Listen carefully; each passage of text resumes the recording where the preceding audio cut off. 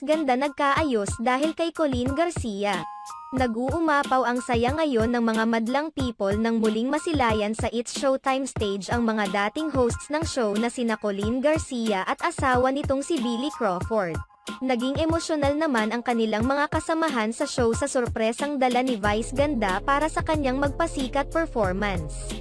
Samantala, ibinahagi naman ni Vice Ganda kung sino ang naging daan ng pagkakasundo nila ni Billy Crawford. Ayon sa pagsisiwalat ng Unkabogable Star, nagkausap sila ng masinsinan ni Billy Crawford dahil kay Colleen Garcia. Story time kung paano kami nagkita ni Billy. Si Colleen ang nakita ko. Sabi ko, "Hi Colleen, bye." Tas sabi niya, "Magbati na kayo please." Tapos nung nakita ko si Billy hindi ko alam kung ano ang gagawin ko. Sabi niya, "Sige na please." Pagbabahagi ni Vice Ganda. Ipinahayag din ni Vice Ganda na hindi niya